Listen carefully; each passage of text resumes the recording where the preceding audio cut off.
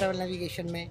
तो मैं हूं आपके साथ माही और मैं आज आपको लेके चलने वाला हूं दिल्ली के बहुत ही मशहूर पर्यटक स्थल जंतर मंतर पे, जो कि दिल्ली के बीचों बीच स्थित है और एक बहुत ही ऐतिहासिक इमारत है। तो बने रहिए मेरे साथ।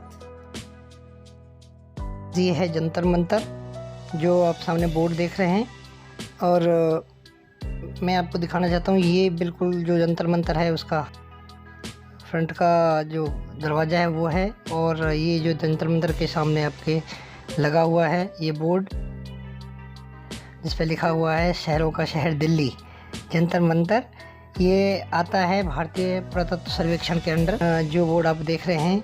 और दोस्तों ये है टिकट घर बुकिंग काउंटर जिस पे कि टिकट से संबंधित जानकारियाँ लिखी हुई हैं, जो सामने आप देख पा रहे हैं कि 20 और 25 रुपये का भुगतान। मैं आ गया हूँ आज दिल्ली के प्रसिद्ध पर्यटक स्थल जंतर मंतर में, और आज आपको मैं यहाँ के जो मॉन्यूमेंट्स हैं उनको दिखाऊंगा और उनके बारे में विशेष रूप से जो भी आप सामने देख पा रहे हैं जंतर मंतर है। दिल्ली का जंतर मंतर एक खगोलीय वेधशाला है जिसके साथ साथ 4 और वेधशालाओं का निर्माण सन 1724 ईस्वी में राजा जय सिंह द्वितीय ने करवाया था।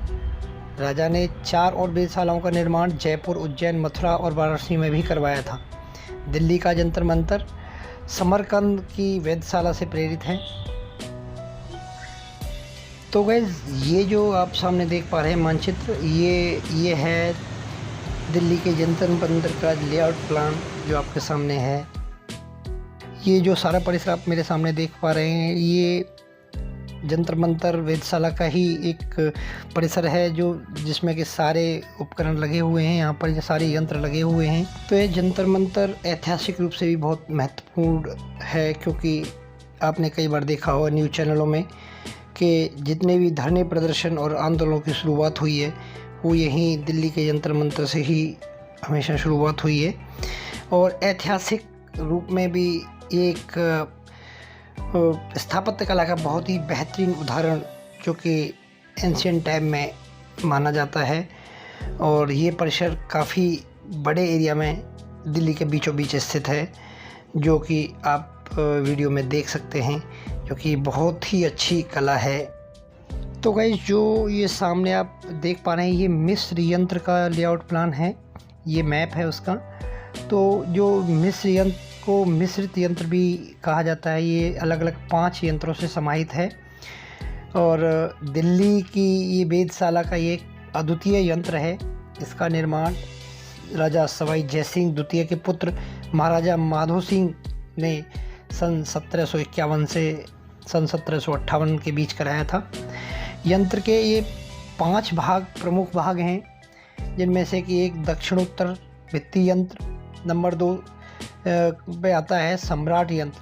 2 अर्ध भागों से बना हुआ जो यंत्र है वो सम्राट यंत्र है, और जो आप मेरे सामने देख भी पा रहे हैं वीडियो में। नंबर 3 पे आता है नियत चक्र यंत्र। नंबर 4 पे आता है कर्क राशि वलय यंत्र, और नंबर 5 पे पश्चिमी व्रतपात यंत्र। ये 5 यंत्रों से मिलकर बना हुआ जो मिस्र यंत्र है, इसको इसीलिए मिश्रित यंत्र भी कहा जाता है।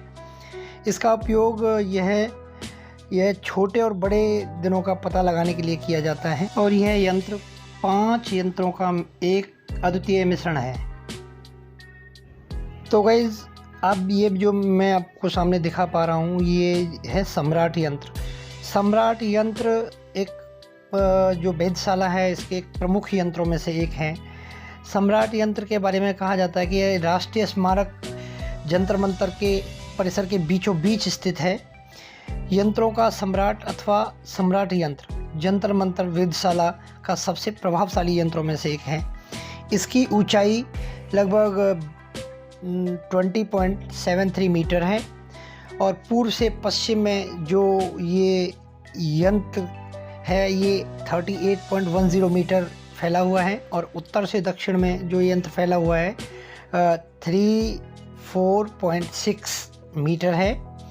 और यह जमीन के चतुष्कोणीय भाग पर बना हुआ यंत्र है।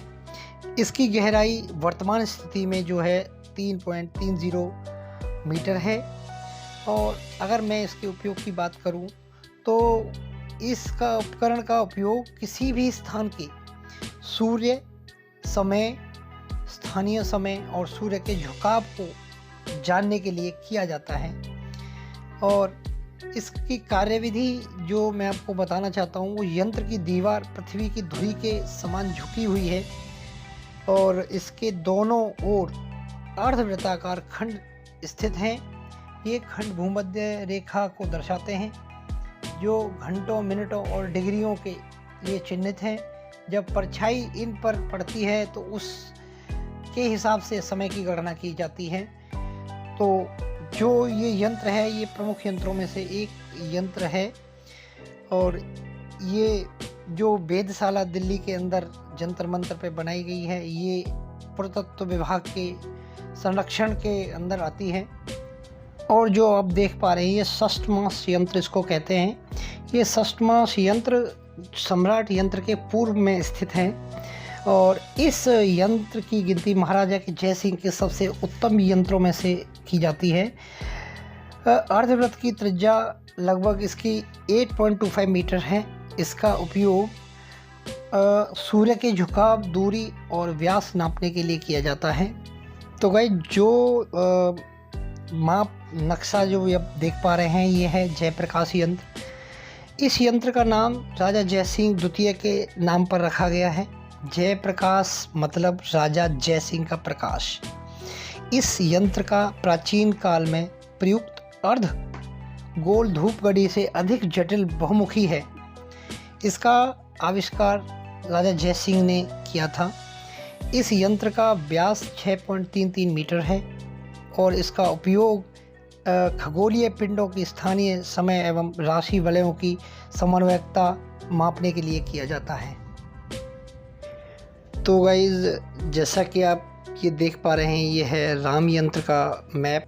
राम यंत्र का नामांकन राजा जय सिंह के दादा राजा राम सिंह के नाम पर किया गया है। राम यंत्र के बारे में बताया जाता है कि जो दीवारों और स्तंभ की ऊंचाई, इमारत की आंतरिक त्रिज्या 7.51 मीटर के बराबर है। इसका फर्श 30 भागों में विभाजित है और गणना के लिए 0.91 मीटर ऊंचे 6 इंच खुले हुए विभाग बनाए गए हैं, जो कि 360 डिग्री पर पूर्ण वृत्त बन जाता है। जैसे कि आप देख पा रहे हैं, इन सभी में 6 इंच का गैप है और ये स्तंभ की ऊंचाई आंतरिक त्रिज्या के बराबर है, जो कि 7.51 मीटर है। इसमें 30 भागों में विभाजित किया गया है कि जो कि समान मतलब 6 इंच के गैप में है। इसका उपयोग, यंत्र का उपयोग आकाशीय पिंडों तथा सूर्य, चंद्र और समांतर शीर्ष कोणीय की स्थिति के अध्ययन के लिए किया जाता है। ये जो मैं दिखा पा रहा हूँ आपको वीडियो में, ये है बाहर की संरचना।